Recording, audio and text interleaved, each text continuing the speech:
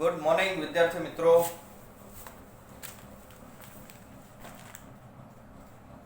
ભાઈ આપણે સુરેખપથ પર ગતિના દાખલા ગણતા હતા, રાઈટ? હવે ત્યાર પછી આગળ વધવાનું છે, નવું ચેપ્ટર સ્ટાર્ટ કરવાનું છે, પણ હજુ એક દિવસ વધારે દાખલાની થોડીક પ્રેક્ટિસ કરી લઈએ. એટલે અલગ અલગ ગમે એટલા ટાઈપના કોન્સેપ્ટ આ ચેપ્ટરમાંથી આવે એટલે તમને યાદ રહી જાય. એટલા માટે હજુ એક દિવસ આપણે એક્સ્ટ્રા દાખલા ગણવાના છે અને નેક્સ્ટ ચેપ્ટર જે છે એ આવતા વીકથી ચાલુ કરવાનું છે, બરાબર? તો આજે પણ આપણે કન્ટિન્યુ દાખલા કરીશું. તમને 50થી લઈને 60 સુધીના દાખલા ગઈકાલે જે આપેલા હતા એના હું આન્સર આજે મોકલું છું. ઘણા લોકોએ જાતે ટ્રાય કરી છે, ઘણાના મેસેજ પણ મારી પર આવ્યા છે, સર આની અંદર શું આવે. સરસ. અને ત્યાર પછી આપણે અમુક દાખલા જોવાના છે, થોડાક અલગ ટાઈપના દાખલા છે. રકમ અહીંયા હું લખું છું અને દાખલા પણ અહીંયા આપણે જાતે જ ગણવાના છે કે એક પથ્થરને ટાવરની ટોચ પરથી ઉપરની તરફ યુ ઝડપે ફેંકવામાં આવે છે.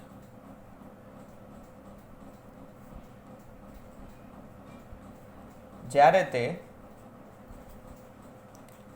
જમીન પર પહોંચે છે ત્યારે તેનો વેગ 3u જેટલો થાય છે. તો ટાવરની ઊંચાઈ કેટલી?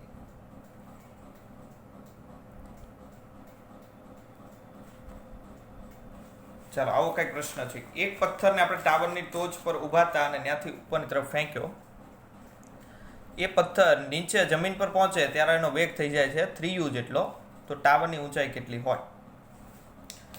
પહેલા આપણે દરેક દાખલા રફની અંદર ગણીશું, પછી આપણે ફેરમાં ગણીશું. સિમ્પલ ઘટના સમજો, આકૃતિ મગજમાં સેટ કરવા. ટાવર છે, દાખલા તરીકે h ઊંચાઈનો ટાવર છે. આ h ઊંચાઈ આપણે મેળવવાની છે, યુના સ્વરૂપમાં મેળવવાની છે. અહીંથી હું એક પથ્થરને ફેંકું છું ઉપરની તરફ. કેટલી ઝડપથી? યુ જેટલી ઝડપથી. એટલે પથ્થર ગતિ કરીને પાછો અહીંયા પડશે. આ જમીન છે, ઓકે. ચાલો, અહીંયા કેટલી ઝડપથી પડશે? 3u જેટલી ઝડપથી અહીંથી પથ્થર પડશે. આ 3u ઝડપ કઈ આપેલી છે? મેં વાત કરી એમ, જમીન પર અથડાય તો 0 ઝડપ થઈ જાય, પણ અથડાવાની જસ્ટ આગળની ક્ષણે કેટલી ઝડપ છે એની? 3u જેટલી, ઓકે. તો આ h ઊંચાઈ છે એ કેટલી થાય? યુના સ્વરૂપમાં આપણે h ઊંચાઈને મેળવવાની છે. આપણે વાત કરીએ એમ, સમાન લેવલ પર વેગ અથવા તો ઝડપ કેવી હોય? એક સરખી હોય કે નહીં? તો જો અહીંથી આપણે ઉપરની તરફ યુ જેટલી ઝડપથી ફેંકીએ તો એનો મતલબ કે અહીંથી જ્યારે આમ ગતિ કરીને પથ્થર અથવા તો પદાર્થ નીચે આવતો હોય તો અહીંયા પહોંચે આ લેવલ પર, ત્યારે એનો વેગ કેટલો થઈ જાય? -u જેટલો થાય. કારણ કે આ યુ ઉપર જાય છે, આ યુ નીચે છે, નીચેની તરફ છે, એટલે કેવા કીધા? -u. યાદ રાખો, ગતિ ઉપર નીચે થાય છે એટલે એક દિશાને ધન લેવાની, બીજી દિશાને ઋણ લેવી પડે. તો ઉપરની ધન, નીચેની ઋણ, આપણને ફાવે એવી લઈ લેવાની. ક્લિયર? તો આ જે ઉપરનો વેગ છે યુ, એને ધન ગણ્યો, તેનો મતલબ કે નીચેનો વેગ કેટલો થઈ જાય? -u ઋણ. એટલે જ્યારે પથ્થર આમ એક ચક્કર મારીને અહીંયા પહોંચે ત્યારે તેનો વેગ કેટલો હોય? -u. આપણે શું મેળવવાનું છે? આ h ઊંચાઈ કેટલી થાય. હવે આ બધો સીન ભૂલી જાઓ, માત્ર ખાલી આટલું ધ્યાનમાં રાખો. અહીંથી પથ્થર અહીંયા સુધી પડે છે, કેટલા વેગથી જાય છે? અહીંયા -u જેટલા વેગથી. કેટલા વેગથી અહીંયા પડે છે? -3u, કારણ કે નીચે જ છે, બધું નીચે જ આવે છે. નીચેની દિશાને આપણે શું લીધી? ઋણ. ક્લિયર? ચાલો, પથ્થરને અહીંથી અહીંયા સુધી પહોંચવું હોય કેટલું અંતર કાપવું પડે? h જેટલું કાપવું પડે, ટાવરની ઊંચાઈ જેટલું અંતર કાપવું પડે, બરાબર? તો અંતર પણ ક્યાં છે? નીચેની તરફ. તો એ પણ કેવું આવશે? ઋણ. ત્રણેય વસ્તુ ઋણ આવશે. ક્લિયર? ચાલો, હવે આપણે h મેળવવું છે. h કેટલું થાય? ગતિ કઈ ટાઈપની થાય છે જુઓ. જનરલી ગતિ, હું તમને કહું છું, જનરલી સુરેખપથ પર ગતિના દાખલામાં જનરલી મોટે ભાગે અચળ પ્રવેગી ગતિ જ આવશે. મોટે ભાગે કહું છું, એમ નથી કહેતો 100% બધા દાખલામાં અચળ પ્રવેગી ગતિ જ આવે. અહીંયા ખબર કેમ પડે? તો યાદ રાખો, ઉપર નીચે ગતિ થતી હોય એટલે હંમેશા અચળ પ્રવેગી ગતિ જ હોય, કારણ કે નીચેની તરફ પૃથ્વી અને g જેટલા પ્રવેગથી આકર્ષે. જી જેટલો પ્રવેગ કોન્સ્ટન્ટ હોય, અચળ હોય, એટલે પ્રવેગી ગતિ કેવી થાય? હંમેશા અચળ પ્રવેગી ગતિ થાય. એટલે આ પ્રકારની જે પથ્થરની ગતિ છે કેવી છે? અચળ પ્રવેગી ગતિ. અને પ્રવેગ કેટલો?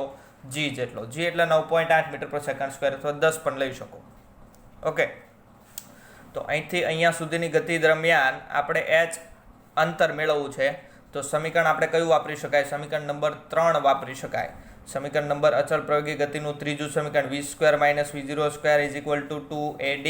આ સમીકરણ છે એનો ઉપયોગ તમે અહીંયા કરો. તો v એટલે શું હતો? અંતિમ વેગ. ચાલો, પથ્થર અહીંથી અહીંયા આવે છે, અંતિમ વેગ કેટલો થઈ જાય? -3u. તો -3u આખાનો વર્ગ માઇનસ v0 એટલે પ્રારંભિક વેગ. ભાઈ પ્રારંભમાં પથ્થર અહીંયા હતો, તો પ્રારંભિક વેગ -u² = 2a પ્રવેગ. કેટલો પ્રવેગ છે અહીંયા? g જેટલો, પણ નીચેની તરફ છે એટલે માઇનસ આવશે, -g. અને d એટલે કાપવું પડતું અંતર. ભાઈ અહીંથી પથ્થર અહીંયા સુધી આવે, કેટલું અંતર કાપે? -h જેટલું. તો -h. ચાલો, -3u નો વર્ગ, માઇનસનો વર્ગ પ્લસ થઈ જાય, 3u નો વર્ગ 9u² માઇનસ u નો વર્ગ ખાલી u², માઇનસનો વર્ગ પ્લસ થઈ જાય = -+ 2gh. 9u - u², 8u² = 2gh. આપણે મેળવવાના છે h, એટલે h ને કરતા બનાવો તો 2g નીચે આવે, 2 દુ 4 એટલે 4u²/g. આ જવાબ 4u²/g. MCQ ની અંદર આ ઓપ્શન આપેલો હોય એટલે આપણો સાચો આન્સર. ક્લિયર? જો યુની કિંમત તમને આપેલી હોય કે ભાઈ 10 મીટર પર સેકન્ડની ઝડપથી પથ્થરને હું અહીંથી ઉપર ફેંકું છું, તો યુની કિંમત મૂકો. જી તો આપણને ખબર હોય 10 લેવાના, એટલે બધાની કિંમત મૂકો એટલે એના પરથી તમને ઊંચાઈ મળી જાય. તો આવી રીતે દાખલો સોલ્વ કરવાનો. આખી કન્ડિશન પહેલાં આકૃતિ જે છે ને એ મગજમાં બનાવવાની કે ભાઈ અહીંથી પથ્થર ફેંકીએ એટલે અહીંથી આમ ઉપર જે નીચે આવે અહીંયા પહોંચે તો -u જેટલો વેગ થાય, અહીંયા પહોંચે -3u જેટલો, આ એની ઊંચાઈ કેટલી? h જેટલી. તો અહીંથી અહીંયા સુધીની ગતિ દરમિયાન આપણે કયું સમીકરણ વાપરી શકાય? એટલે સીધા 3 સમીકરણ મગજમાં આવવા જોઈએ. અચળ પ્રવેગી ગતિના એ 3માંથી કયું વાપરી શકાય? તો અહીંયા કંઈ સમયનો ઉલ્લેખ નથી, તો સમય વગરનું સમીકરણ હોય એવો ઉપયોગ કરવો પડે. સમય વગરનું 3 નંબરનું સમીકરણ v² - v02 2ad. બધાની કિંમત મૂકો એટલે h આપણને 4u²/g. એ આપણે અહીંયા દર્શાવી દઈએ.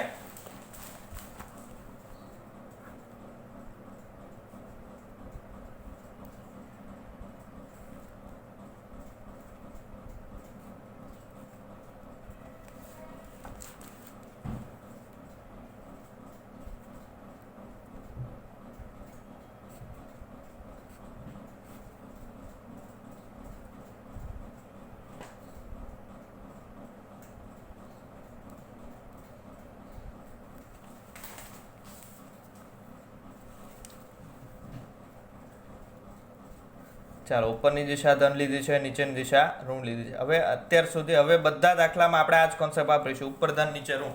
બરાબર? ક્યાંક જો અલગ કરવાનું આવે તો હું તમને કહી દઈશ કે ભાઈ આપણે દિશા બદલેલી છે, નહીતર જનરલી ઉપરની ધન ને નીચેની ઋણ લઈશું. ઓકે, ચાલો, સમીકરણ કયું વાપરવાનું છે? v² - v02 = 2ad. તો -3u² - -u² = 2 - g - h. તો 9u² - u² = 2gh. તો h બરાબર 8u²/2g. 4 દુ 8 એટલે 4u²/g. આટલી ઊંચાઈ ટાવરની હોય. બરાબર? આ ટાવરની ઊંચાઈ મળી ગઈ. ચાલો, ત્યાર પછીનો બીજો દાખલો.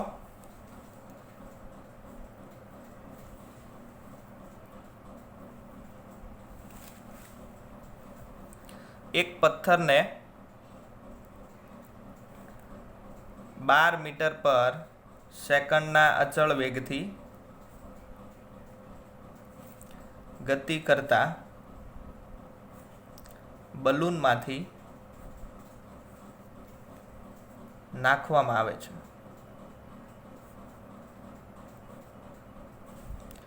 જે સ્થાનેથી પથ્થર ફેંકાયો હોય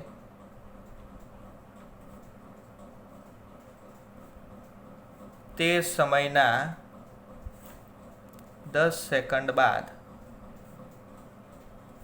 પથ્થરનું સ્થાનાંતર મેળવો.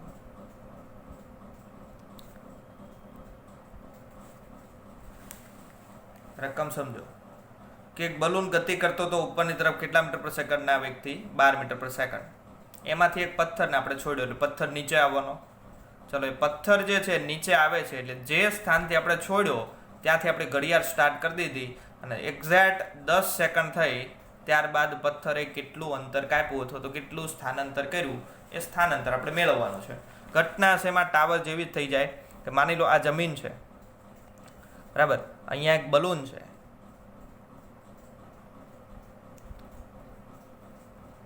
આ ભાઈ બલૂન છે આપણો, બરાબર.